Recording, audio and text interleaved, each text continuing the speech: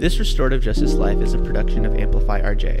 Follow us on all social media platforms at Amplify RJ, sign up for our email list, and check out our website at amplifyrj.com to stay up to date on everything we have going on. Make sure you're subscribed to this feed on whatever platform you're listening on right now so you don't miss an episode. And finally, we'd love it if you left us a rating and review. It really helps us literally amplify this work.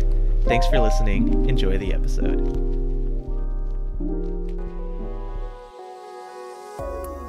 Welcome to This Restorative Justice Life, the podcast that explores how the philosophy, practices, and values of restorative justice apply to our everyday lives. I'm your host, David Ryan Barcega Castro Harris, all 5 names for the ancestors, and I'm the founder of Amplify RJ. On this podcast, I talk with restorative justice practitioners, circle keepers, and others doing this work about how this way of being has impacted their lives. I'm super excited for today's episode because there are so many firsts. Today is our first episode with someone I met through an Amplify RJ workshop, first episode with someone actively working in schools, first episode posted on a Monday, and it's a super special episode because this Monday is Indigenous Peoples Day. Helen Wape Thomas is a Hunkpapa Lakota and citizen of the Standing Rock Sioux tribe. She is a Native American student achievement teacher for the Title VI Native American program at Tempe Elementary School District, and she's just an all-around great human. As you can imagine, there's so much to learn from our conversation, so let's get right into it.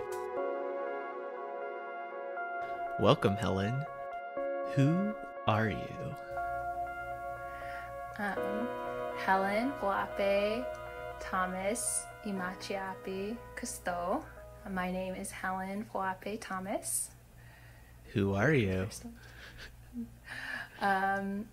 Malakota Kusto. I am a Hunkpapa Lakota and a member of the Standing Rock Sioux tribe. Who are you? I am the daughter of Jamie and Janet Thomas and the granddaughter of Helen and Basil Alkire and Jamie and Betty Thomas. Who are you? I am a sister and a cousin and an auntie and a granddaughter and a daughter. Who are you? I am an educator.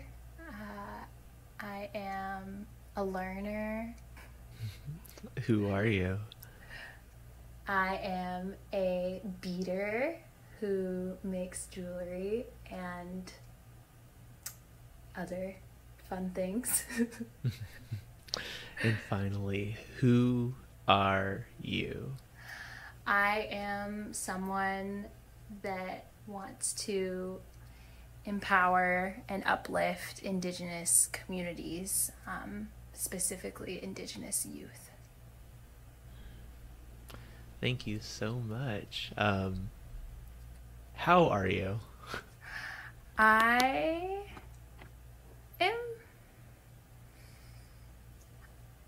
good. I think I am good. I when I reflect on like how I am relative to other times in my life, I feel really grateful to be at a point right now where I genuinely enjoy a lot of my days and I genuinely feel good at the end of the day rather than feeling like stressed and worried about stuff. So I would say overall I'm good right now. Yeah, overall good is great, especially in these times. I feel like a lot of times my answer to that question is like, I'm fine considering the circumstances, or as well as I can be, considering, what continues to be a global pandemic. Also, still being in the middle of a racial reckoning across the world and, all the other things that people have going on in their lives. You are many things in the world. We got connected because you were a part of Amplify RJ, Intro to RJ workshop this summer because you're an educator in what is now known as Phoenix. And Omi, one of our facilitators with Amplify RJ, was like, yo, you need to meet Helen. And I was like, okay, I guess we're going to connect with Helen. And we had a really great conversation. And you were sharing with me how, the words restorative justice were rather new to you, but you've been living this way. You've known this way of being for a long time. Tell us a little bit about that. Yeah, I guess, and I shared this quote with you before, and I think ever since my mom said it, it's definitely something I think just grounds me in like my relationship to restorative justice is this summer after doing Intro to RJ and reflecting more on my own restorative justice journey, when I started thinking about this work and living in this way, I asked my mom to share with me about the sacred hoop or the sacred circle, which is this concept in a lot of Indigenous communities, but I know I was asking my mom in the context of our own Lakota values and traditions, and she didn't really tell me at that point. She's told me many times in my life, but she just didn't want to go into detail that day, I guess, and really just said, we just live in that circle way, and left it at that. And I think that just really shows how my whole life, my mom is Hunkpapa Lakota and was born and raised on the Standing Rock Sioux Reservation in what is now North Dakota and South Dakota. Right along the border. And my whole life, she really taught me all these values, and not even always explicitly, but really just sharing how important it was to be in good relation with people, and how important it was to treat all beings with respect, not just human beings, but our plant and animal relatives as well. And I think while a lot of this stuff comes very natural to me because of the way my Lakota relatives passed on knowledge and traditions to me, I want to be super authentic in that I wasn't always super connected to all of this or in tune to it, because I was raised off the reservation. I went to school in a predominantly white community, and definitely was socialized to not think this way, and definitely was had a lot of outside influences outside of my family and my community that were pushing really, white supremacy culture, if we're just going to name it, that's what it was. And so even though I consider a lot of my roots and my foundational values to be what restorative justice is considered now, it did take a lot of intentional work and consideration to really live into these as an adult, I would say, is when that started to happen. And the actual words restorative justice, I was introduced to that. I shared this the other day, was in a Native American Studies class that I took, and I took a lot of Native American Studies classes in college, and we were learning about restorative justice as Indigenous justice systems, tribal governments, how they used it, and how the Navajo Nation has peacemakers as a part of their judicial system, and they have this whole non-Western system set up. And so that was when I really got exposed to it formally, but then kind of forgot about it and just went on my way being I'm going to become a teacher, I'm going to go into education. And then once I started doing some of these practices in my classroom, came back into restorative justice and realized this is something I really care about and something I want to be doing, and helping youth start to think in this way and go about themselves in the world this way. So it's been a interesting circle, if you will, of coming back into things that I definitely was exposed to very early on as a child, but didn't fully consider what they were until I was older. Yeah, there was a ton in there, and thank you for sharing. I'm really wanting to pick out a couple of things, and I hope that I'm remembering them. I think one, this idea of, living in this circle way. You said that your mom didn't feel like, expanding on that in that moment. What are some of the ways that she had imparted that wisdom onto you growing up?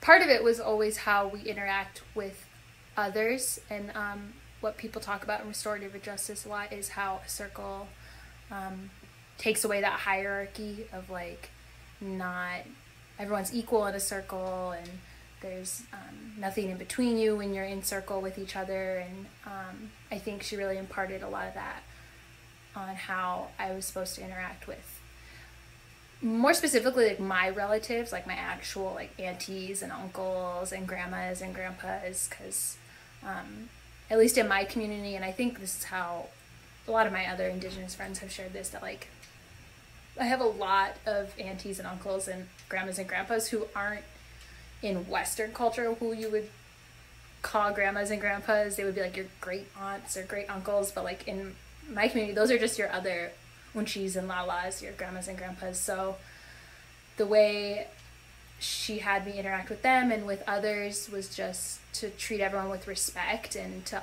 honor that connection you have with them right away, and to know that like, even if this is someone that you don't necessarily know super well, like you have a connection with them, and you're supposed to treat them in that way.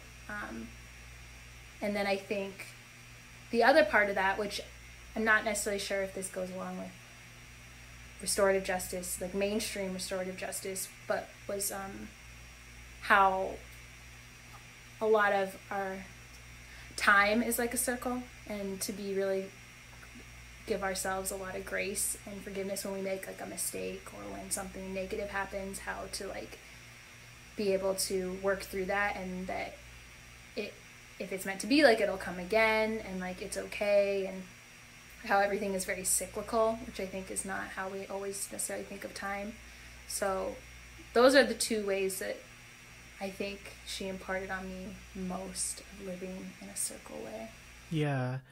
You talked about how it was mostly with people who shared that value system with you, your aunties, your grandmas, your grandpas, your uncles, people who had that background, who had those like, shared community agreements about this is how we want to be together. But you weren't primarily living with people who operated in those kinds of ways, right? You grew up off the reservation in primarily white schools. How was that, living with that tension? So a phrase that you'll hear a lot of Indigenous people talk about and use is this idea of like walking in two worlds. And I really always felt, as a biracial person, my mom is Lakota and my dad is Scots-Irish from the East Coast. And so I always like really felt that binary, I guess, like even within myself and within the spaces I operated in. It was difficult to reconcile these two different worldviews, and also not having the language to even like process it through, because most of my relatives lived on the reservation, lived within the community. So when I was around them, it's not like I could talk to them about I could, but it's not like we did talk about how different it was outside of the community in where I was going to school. And then when I was around predominantly non-native people, I didn't feel comfortable enough to talk about my community.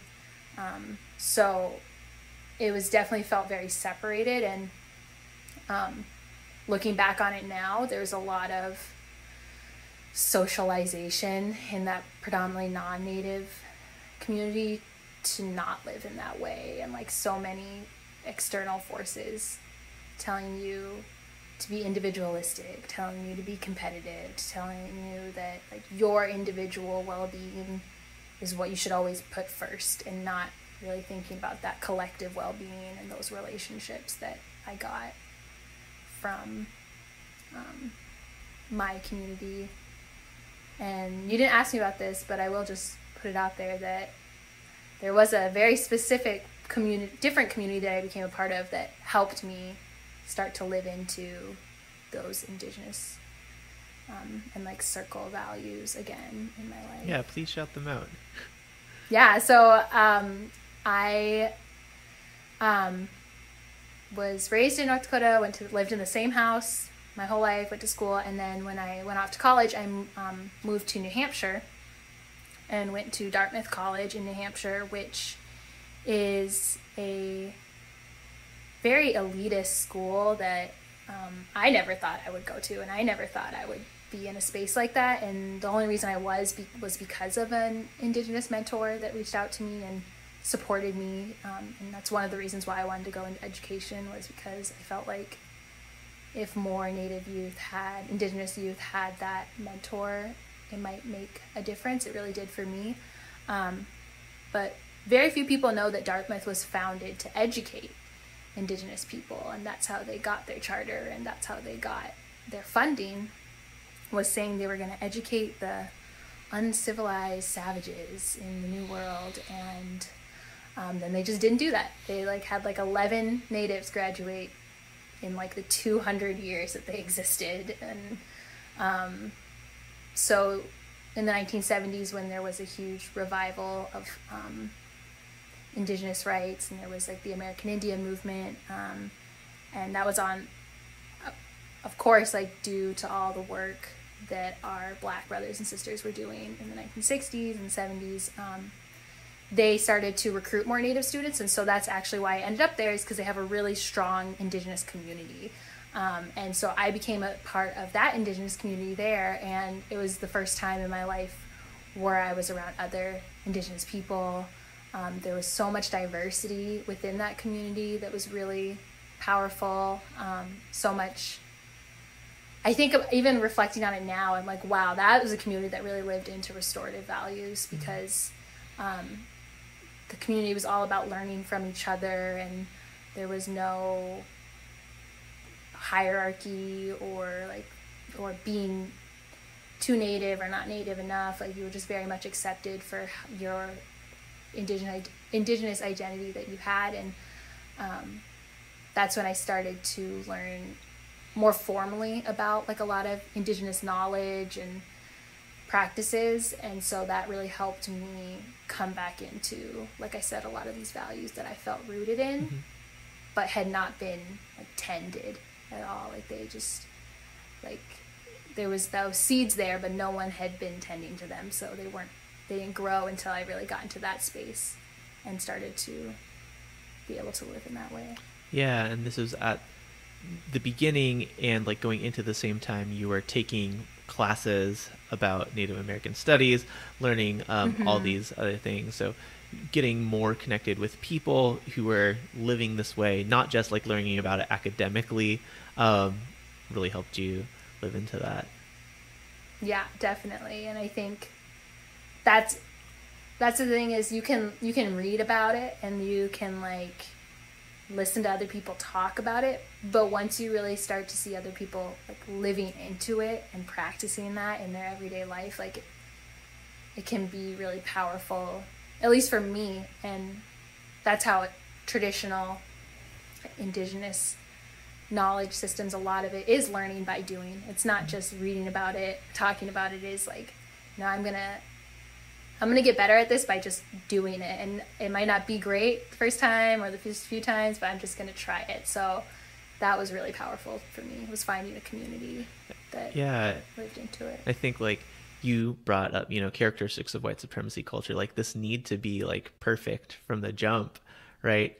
That's not realistic for anybody, right? When you're learning anything, with most things that are worth learning in the world, you need to be terrible at them for a while, and keep learning, keep trying, and then you get a little bit better and a little bit better, or live a little bit more in line with those values. It's not about it's not so much a set of practices to adopt. It's just a way of being. It's habits that you build. And when we talk about restorative justice education, not restorative justice in education, but teaching people about restorative justice, there are some technical things to know. There are some values to learn, didactically, but the real learning comes when folks try living them out.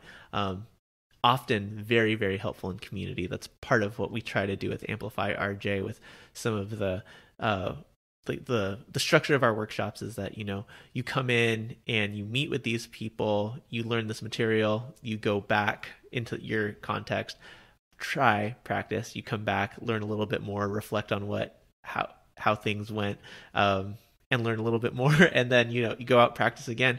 We're not going to be perfect at this, and even at the end of going through either a month or 2 months or 3 months of workshops once a week, you're still not, you're a practitioner of this, right? But we're never gonna master this, right? It's constant practice living into this way, especially when we live in a society broadly that tells us not to do so many of these things. I know you went from Dartmouth to Arizona because you for a handful of reasons, and you can share some of those, but you've become a teacher. What prompted you to go from this Native studies, more policy driven, to education? Yeah, I definitely when I was at Dartmouth, I studied I majored in or whatever, economics and policy, and then education. I kind of created my own little major. I was I'm just gonna pick and choose, and at the end it started to become more education, because I started to think that there's so much potential for impact in education. As a teacher, you make so many connections with so many other people, so many students, but also your other teachers, the families of your students, the community that you're in, and that's really what I wanted to be doing. And I still kind of had the mindset I still want to do policy or something mandated or something, which now I'm very not on that train of making change through that way. But I wanted to get that experience of being a teacher first, and so I came to Arizona, and I was on a emergency intern certificate from the state to be able to teach and get certified at the same time. So I did that, and I just love teaching. I love being around youth. My favorite part of it is the relationships. The relationships that you form with those students and with the community is so meaningful. And what's a little scary, I think, about that too is there's a lot of potential to do harm there because of the relationship. So that's kind of how I got into education, was thinking about how can I impact communities that I care about, which are Indigenous communities, in a way that's going to actually hopefully start to create some change. I think, if I would have had an Indigenous teacher, because I didn't have one until college, what that would have done for me, and the relationships I had with my Indigenous teachers, professors in college was so meaningful. It was just, and I don't think that's necessarily because we were of the same race or because we had that, but because we have the same values, and this worldview that we're kind of talking about, this restorative mindset, is what allowed us to connect and really learn together, rather than being in this relationship where they're teaching to you, but teaching with you and learning with you. Yeah. How did you impart those values into your own classroom? I think definitely. I love that you and Amplify RJ in general focus so much on how restorative justice is not just a reactive thing, and it's not just all responding to harm, but really emphasizing that proactive piece of living in good relation with people. Because from this conversation you could tell that's really where I feel I relate to restorative justice the most, is that how can I be in good relation with all the beings in my life. And so with teaching, that's always was my first approach, was how do I create a relationship with you How do I form that relationship so that we can start going into the learning, and then so that when some harm does happen, we can respond to that in a way that doesn't create further harm but actually restores that.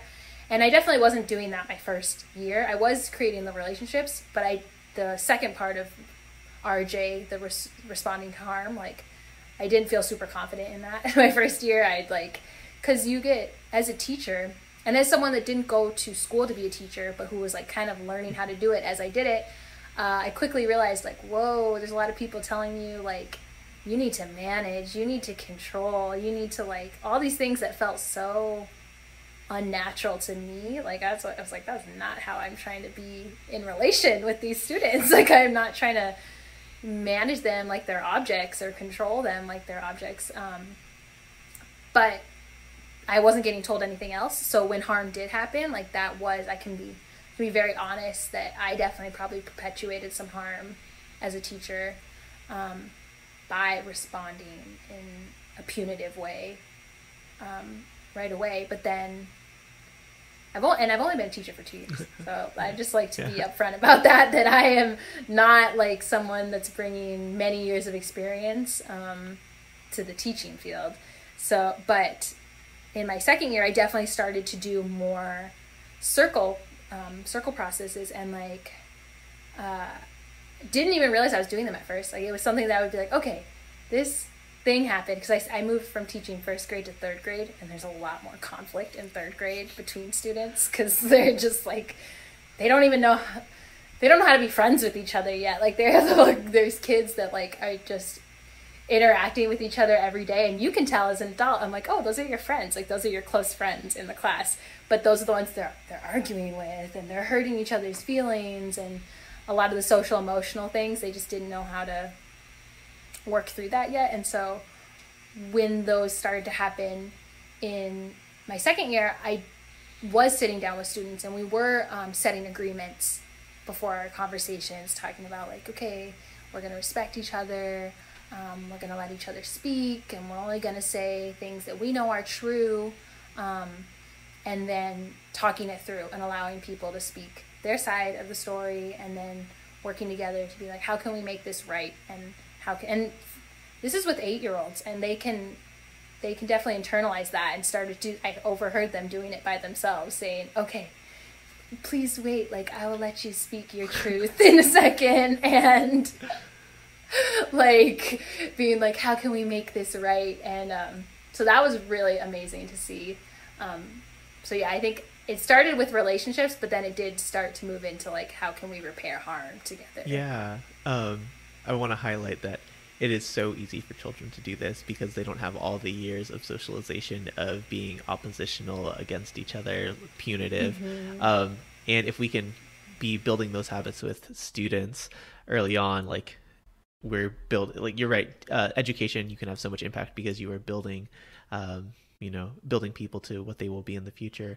I want to shout out Naomi O'Brien, who is at Read Like a Rock Star on Instagram. I've been using this quote a lot to really highlight the importance of education, and that's this: before they were killer cops who created hashtags, they learned how to treat Black people from you.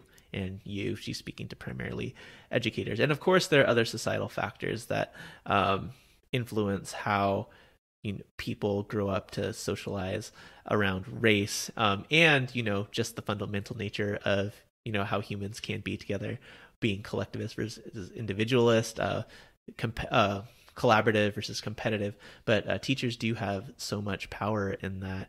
I'm curious, a question that I get a lot is, like, how do you build relationships? Right now, the questions I'm getting is, how do you build relationships with students on Zoom? And I think that's tricky.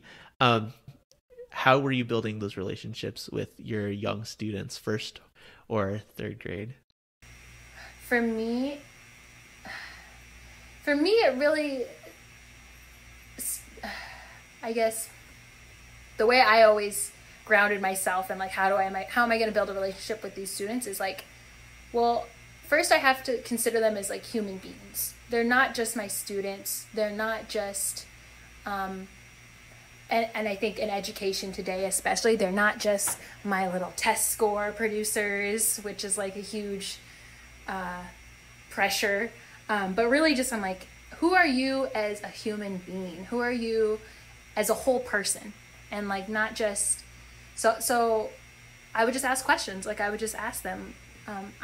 I would do my best to make sure I was like equitably trying to get to know everyone too, like making sure I wasn't just focusing on certain kids, because there are kids that will come into your classroom seeking that connection, seeking that relationship already, and those are the ones that it's like, all right, let's go, let's do this, let's build this relationship, and they will talk to you every day about what's going on with them, unprompted, especially first graders, like just will tell you everything that's going on.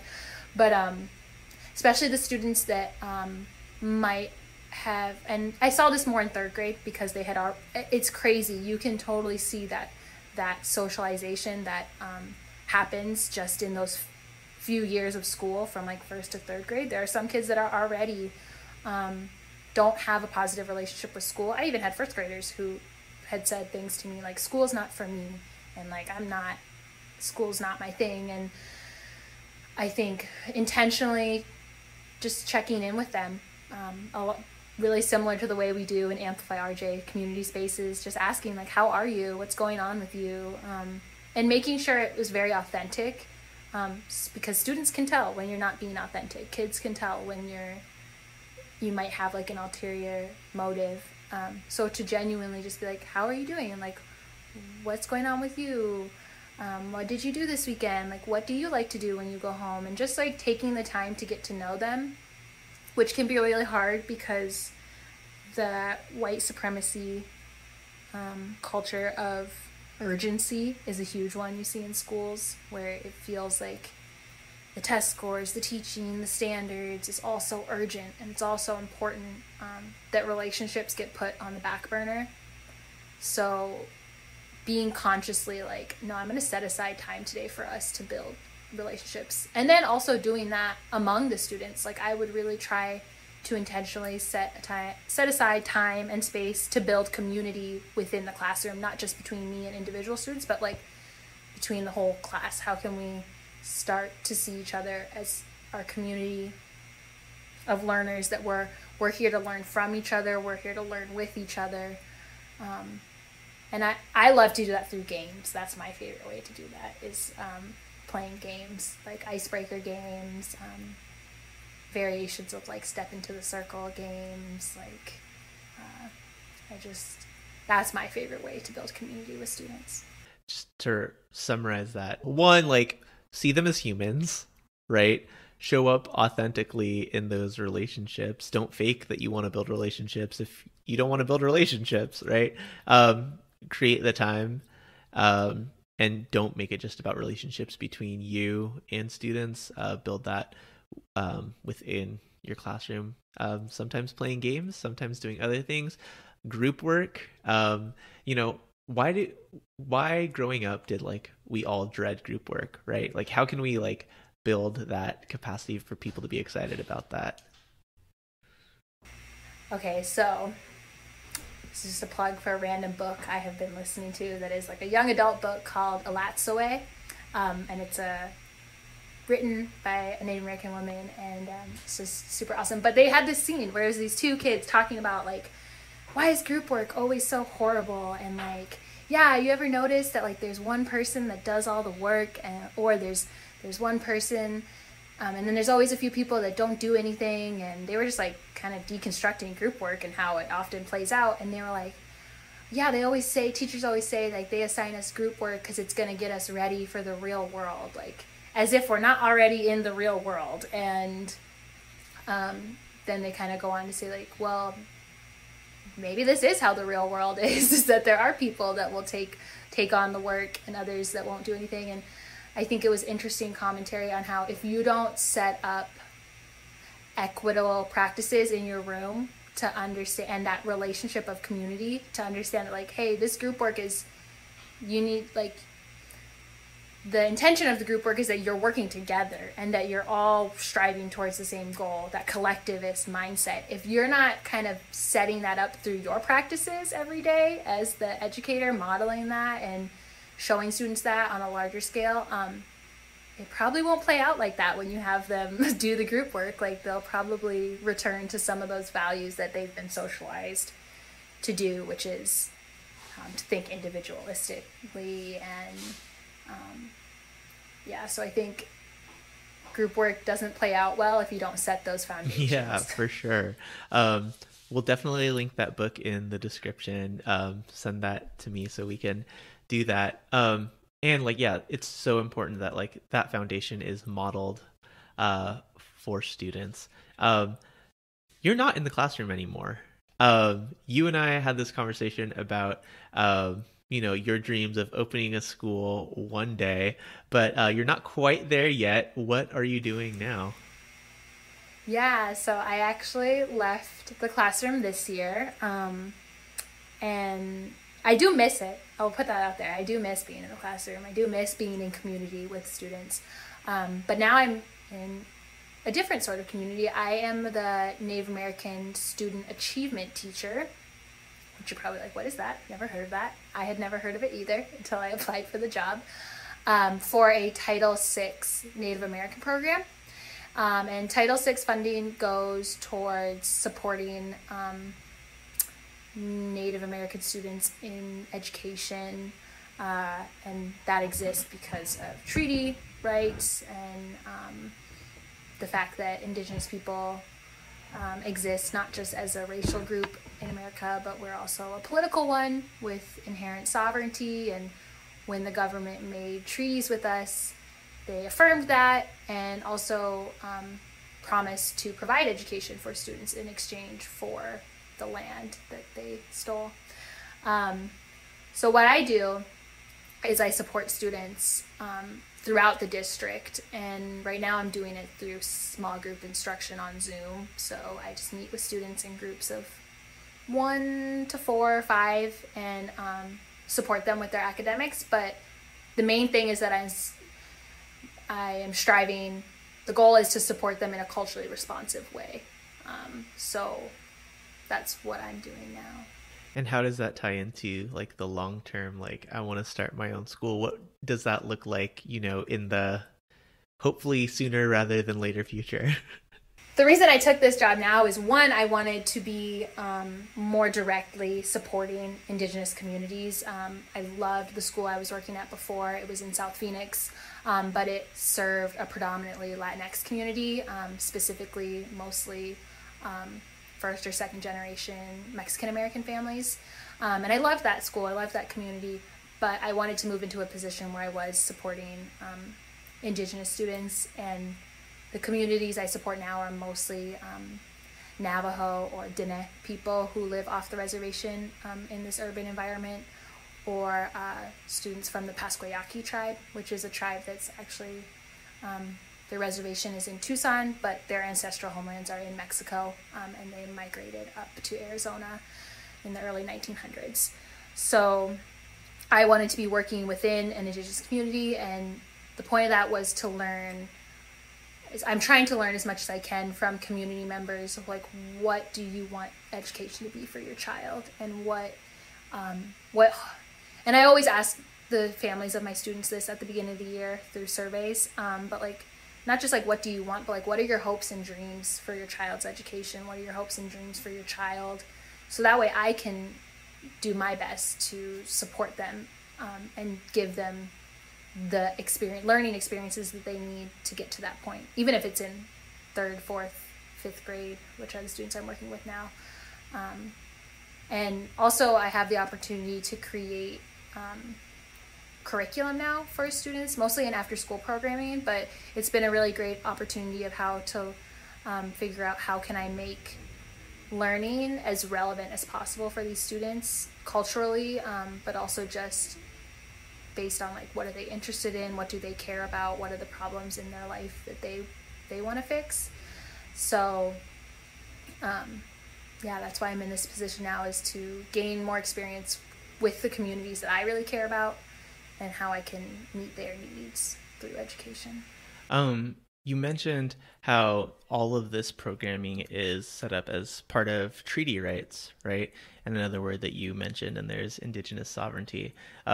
For those of you who are listening, we're recording this on October 9. 2 days ago, October 7, you facilitated a workshop on healing Indigenous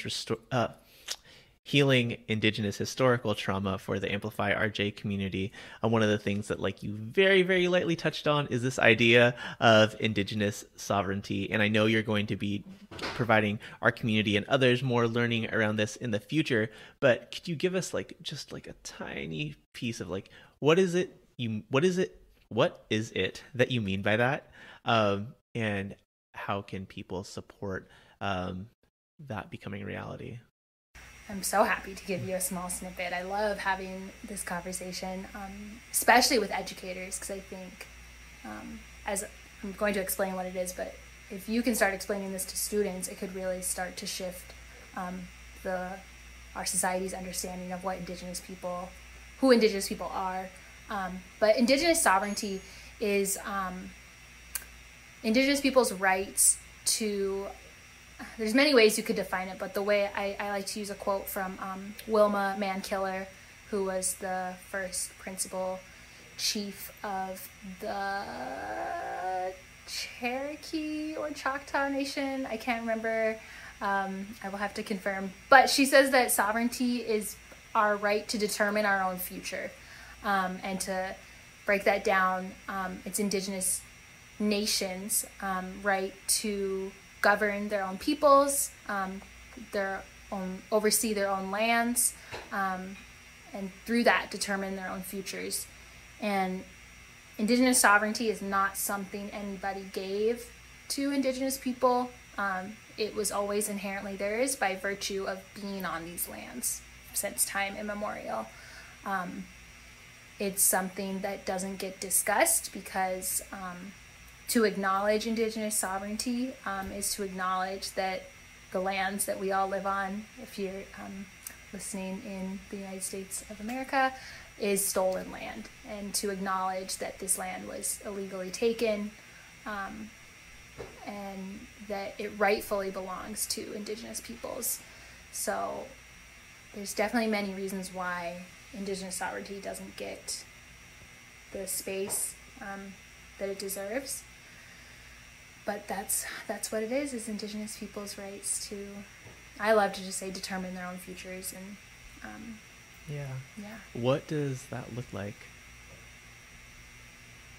Yeah, so it looks a lot of different ways. Unfortunately, not all Indigenous peoples have the same autonomy over their sovereignty. So within the United States, federally recognized tribes are able to best exercise their sovereignty because they are recognized under the government's, they qualify for the government's definition of being nations. But there are many Indigenous communities in the United States that are only state recognized. There are many that are not recognized by the federal government or the state, like Indigenous Hawaiians, Native Hawaiian people don't have their sovereignty recognized. They are still actively fighting to have their sovereignty recognized every day. But for the tribes that are federally recognized, which my tribe is federally recognized, so that's who I can speak to best, because that's within my experience, it looks like determining citizenship laws and deciding who gets to be a citizen of our nation. It looks like, similar to many local governments, like creating education programs, creating health programs, and now being able to oversee them ourselves and being able to run those ourselves and take care of our own people. Because for a long time, it was very much the federal government doing it for us and saying, placing us in this situation of needing the federal government, and then saying, look, you're incapable of taking care of yourselves, even though Indigenous peoples have really complex systems of governing themselves. Long before settlers arrived here, they had some very complex and honestly amazing knowledge systems and governing systems. So I hope that explains what it is. Yeah. And I'm not expecting you to give like a full like rundown of everything. For people who want to learn more, what are some resources that you would like to point them to? Yeah, there is some great, I guess what's coming to mind right now are like different accounts, social media accounts that you can follow.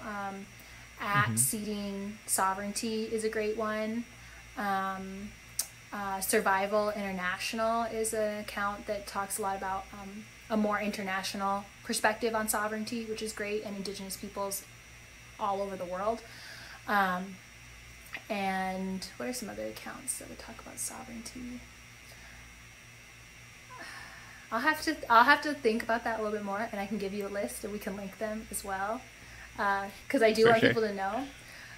But I mean, even for me as an Indigenous person, as someone who my mom has worked in tribal government my entire life, it took me a long time to, and I'm still learning, like, what does Indigenous sovereignty mean, and what does that look like, and how does that manifest? It's very complex, and because we don't learn about it, it takes time to really fully understand, like, what is it and what does that look like, and how can we help make sure that it is being affirmed and recognized. Yeah.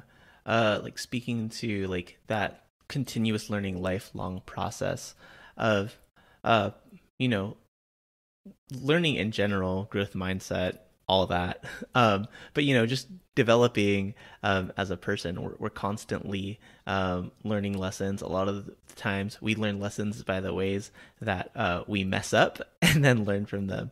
I'm curious if there's a specific time, and you can relate this to living in a circle way or doing restorative justice work, um, that you had like an oat moment, and like what did you learn from that? I think, let's see, I've made many mistakes in my life, and I am someone that I'm learning to not dwell on them and to move forward from them. But I And I think, think it's hard to ask you this question because like a lot of times I'm asking like with people on this podcast within the context of doing like restorative justice work, right? But if we're talking about restorative justice work, quote unquote, being living in this circle way, right? That is all of your life. um, so whether it is like quote unquote restorative justice specific or something else. I do have something I think I could share. So, at my old job, that's very related to restorative justice. At my old job, before I left to take on this new position, which kind of happened a little bit last minute, so I was still preparing to come back this school year to where I was going to be. My supervisor, my principal, asked me to lead a professional development session on restorative justice. And it was going to be a mandatory session for the entire I worked at a charter school, not a district school, so it was for the entire charter, like kindergarten through 12th grade teachers. And he wanted us all to be, and it was virtual. And I was excited. I was like, yes, I'm going to get to talk to people about restorative justice. And like, I read oh my goodness, what is the name of the little book about teaching? Restorative justice, the little book of restorative justice teaching tools. Yes. Yes. And we'll link that in the description. And I read that to prepare, and then I was like, oh, ooh, what he's asking me is like really not restorative. Like, this is not how you go about talking about and teaching in a restorative way. Yeah. But I pushed through because I was like, he asked me to do this, so I have to do it. And not that it necessarily went poorly. I think people were receptive to learning about this new mindset and framework.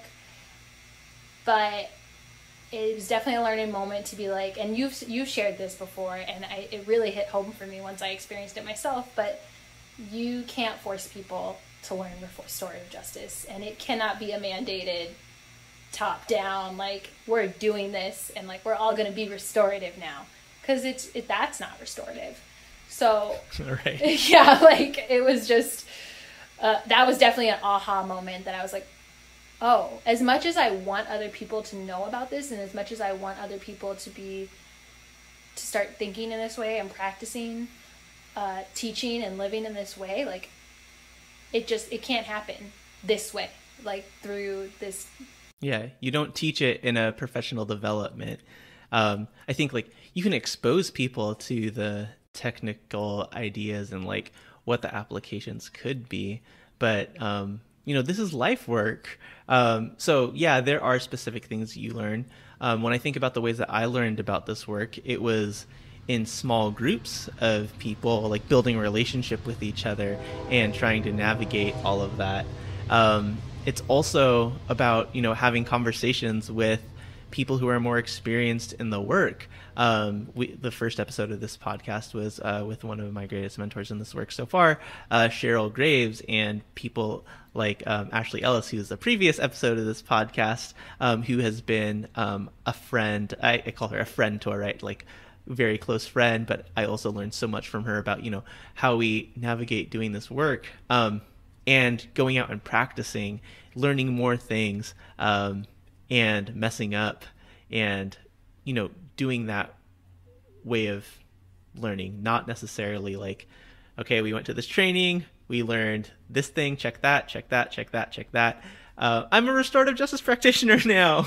I would say, yes, you are, because now you go get to practice those things, but you are in no position to say like, oh yeah, I know this, I've mastered this, I can, go out and do this perfectly. There's no perfect, it's relationship. And so when we're thinking about teaching restorative justice principles or circle principles to people, it's not something, one, you said, not something that can be forced. Two, has to be done within the context of relationship, and is by no means a quick check this box process. Exactly. And I think that's definitely a challenge of trying to get restorative justice into the field of education, because there white supremacy culture. Yeah, and there's been a lot of that where different people have tried to reform education, and they do it in that way of like, we're mandating this, everybody has to do this, and then it really doesn't play out well. And I think if you try to take restorative justice down that same path, like, it's not going to play out well, and it's not going to go the way you want it to, and you won't have you'll push people away from the practice when you want to be bringing people in. And I think, but what's hard is that because there's, as a teacher, you have so much going on that like you do want those things. You're like, I can check this off and I'm done with this now, right? Like I just have to move on to the next thing. And so I think it's about shifting that mindset to being like, I'm not just teaching in a restorative way, like you said, this is life work. I'm living in a restorative way, and by virtue of that, it also affects my teaching. Yeah, it is like, if you are living in this circle way, you will be in this circle way with your students. You will be in this circle way with your colleagues. You will be in this circle way with your admin, God forbid, your students' parents, because it's just about how we're relating with people. What is one way that you are really trying to grow in this work? And I guess you can define this work however you want. I think the way you just said it, I am trying to, I do try and live into this circle way.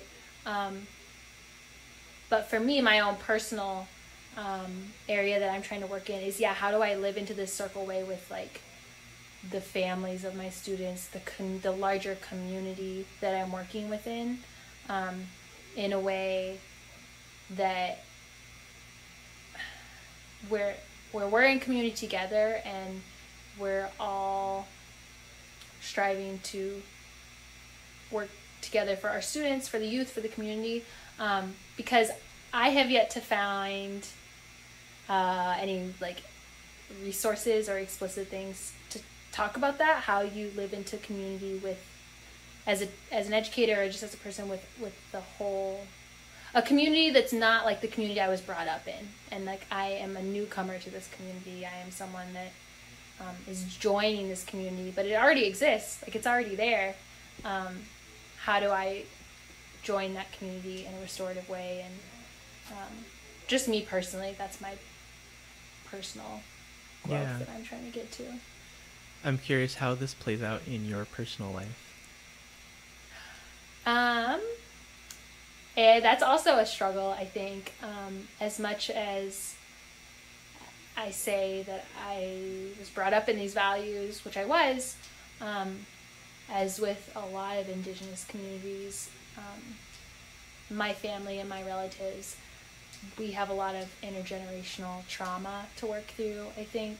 And so living into this in my personal life is sometimes harder, I think, than living into it in my professional life, I guess.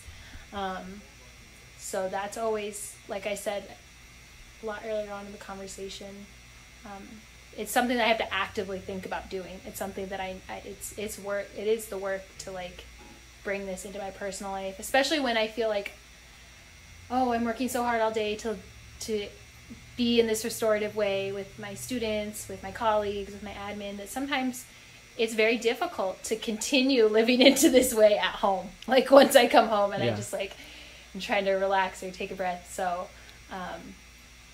I'm learning.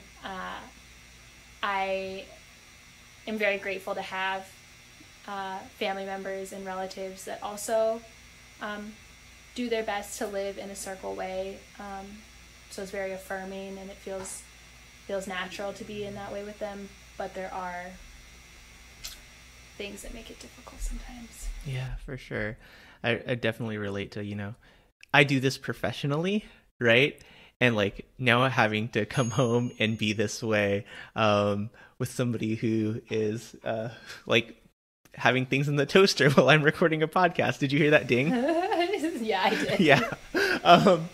Like being communicative about that in like good ways. Like speaking from my own perspective, reflecting back, not assigning blame and shame, offering grace, and really like holding myself accountable for the things that like I'm in control of. Definitely a challenge. Yeah, I have I've got like a list of questions that are intended to be like short responses, but I may ask follow-ups. I've always asked a follow-up in all of these responses, so we're just going to go where they go. Restorative justice is about living in good relations with all living beings. You get to sit in circle with 4 other people. Who are they, and what do you talk about?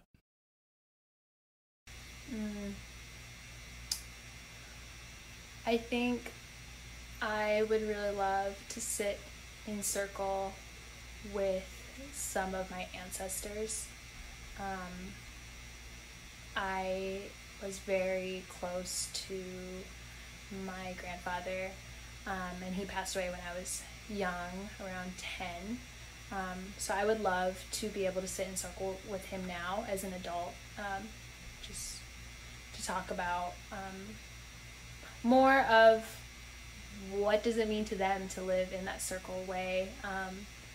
I would love to talk to him. I would love to talk to some of my maternal grandparents, my grandmother's parents, and my grandmother's grandfather was a Hunkpapa Lakota chief. His name was Chief Rain in the Face. And so he was a leader among our people, and I would really love to talk to him about, I don't know if I would use the word restorative justice, but to, again, like ask him what does it mean to live in good relation with people. And I mean, if this is a ideal situation, I would love to have this conversation in Lakota. I didn't fully introduce myself earlier in Lakota, but I'm not fluent in Lakota. I did not get to learn it in school, or my mom doesn't know it because my grandmother and grandpa didn't pass that along out of fear of negative outcomes of knowing that language. But I would love to have that conversation, because I think in a lot of Indigenous languages we have words for being in good relationship with each other and with all living beings that English doesn't necessarily have. Yeah. So I would really love to have a conversation with, I guess, my grandmother's parents, my grandpa, and my great-great-grandpa. As an aside, I think the conversation around, like, do we keep using the word restorative justice when it's so colonized, is a worthwhile conversation to have, because when we say the word restorative justice, people automatically think like just repairing harm. And we're talking about so much more than that. That's a conversation for another time, but I appreciate you bringing that out, that, like, you know, English is so limiting in a lot of ways. What is one thing that you want everybody listening to this podcast to know? I want everyone to know, and I'm going to do this in spirit of Indigenous Peoples Day coming up, that Indigenous... Which is today, for people who are listening to this on the day it's released. Indigenous people exist. We are here. And we're not just here struggling, like, we are thriving, we're resilient, and that Indigenous people have so much knowledge that would benefit everyone, not just other Indigenous people, and not just BIPOC people, and not just settlers, like everyone. And so I encourage everyone to learn more about the Indigenous people's land that you live on, that you occupy, and what you can do to learn from that community. Yeah. We'll include some links to how you can do that in the description, especially that land acknowledgement piece. Don't want to go into all of that today, but that can be a great step into, learning more, not just whose land you are on, but the history of why it is no longer recognized globally or colloquially as that. Who is one person that I should have on this podcast? Ooh. I know you were at this talk yesterday, but David and I were both at a author circle for Dr. Edward Valandra, and I loved hearing him speak. Part of that was just because he is also Lakota, and he sounds like all of my uncles, and so whenever I hear an older Lakota man speak, I'm just like, oh, uncle. But I thought he had some really great points on restorative justice, and how we start to bring in BIPOC perspectives on restorative justice into the conversation. So I would encourage you to have him on here on This Restorative Life. Yes. In full transparency, I misread the time zones on that, so I only got in there for the Q&A, but definitely want to reach out to him. For those of you who don't know about the book Colorizing Restorative Justice, he was the editor who brought in so many Black and Indigenous, mostly women of color. There's a handful of men who contribute as well, but it's a really important book about the way that we need to center non-white voices in this work, which is also what we're doing with this podcast. And finally, maybe not finally, but how and where can people support you and your work? Yeah, so you can find me, I'm mostly on Instagram. You can find me at Helen Thomas 28. I'm unclear what all the work will look like in the future. I really appreciate David and everyone at Amplify RJ for supporting me in starting to put more content out there in this work. But I try and share a lot of resources, mostly specific to like Indigenous education and knowledge systems. But you can find me on there. You also bead. And yeah. Yeah. Oh, yes, true. I also, I bead, I create jewelry. I also do that on that page.